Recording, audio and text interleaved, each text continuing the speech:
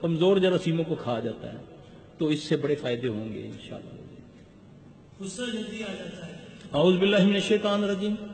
3 چیزوں سے جتنا مرضی آدمی نے پڑھا ہو 4 موقعوں پر، جن شیطان 4 موقعوں پر چاہے جتنا مرضی حصار بنایا ہو، جتنی مرضی آپ نے پڑھائی کی ہو، 4 موقعوں میں جن تمہیں پکڑ لے گا، شیطان تم پر ہیوی ہو جائے گا، تمہارے جسم میں داخل ہو سکتا ہے۔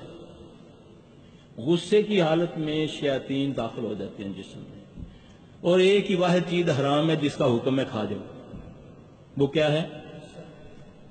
غصہ حرام ہے حلال ہے، تو حکم کیا ہے؟ پی جاؤ، ہے نا؟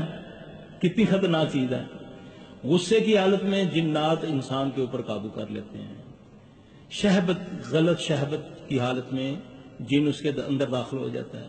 خوف کی حالت میں جن اس کے اندر داخل ہو جاتا ہے۔ غم کی حالت میں، اس لیے حکم ہے کہ جب کوئی اللہ نہ کرے، اللہ نہ کرے، اللہ کسی ادمائش پہ نہ ڈالے، کوئی غم آئے تو اللہ کا ذکر شروع کر دو۔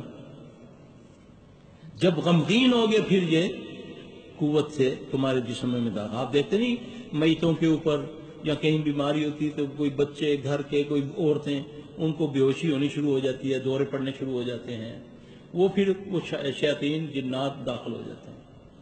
غصے کا علاج اعوذ باللہ من الشیطان الرجیم پڑھو، سارا سب جانتے ہیں ہم۔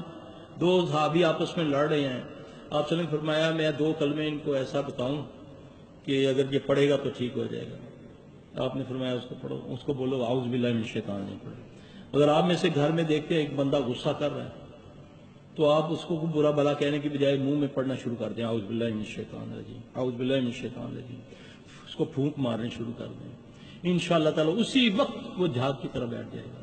کر کے دیکھیں۔ گھروں میں سلام کیا کرو، آؤ، جب گھروں میں آؤ کوئی پاؤ نہ پاؤ، میں اور اپنی بیوی نے سلام کرا، بچے نے سلام کرا، یہ تکبر نے ہمیں لے ڈوبا ہے۔ میں لونڈی کو اپنے ملازم کو سلام کروں؟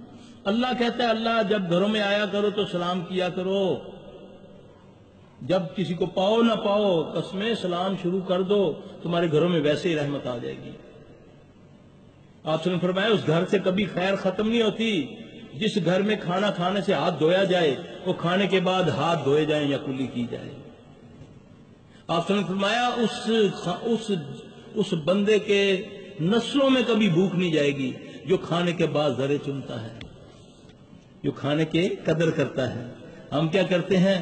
جان بوجھ کر پانی بوتل پیا چھوڑ دی کہ یار کہے گا بھوکا شورا ساری پی گئی۔ کئی مذاق اڑاتے ہیں نچوڑ لایا گلاس میں چھوڑ لایا، گلاس بھی کھا جانا۔ یہ نبی کا طریقہ ہے، مذاق نہ اڑاؤ، یہ شاعر اسلام ہے۔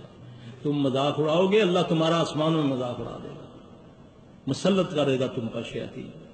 جی ان والدین کو کیا نصیحت دیں گے جو دنیاوی مقام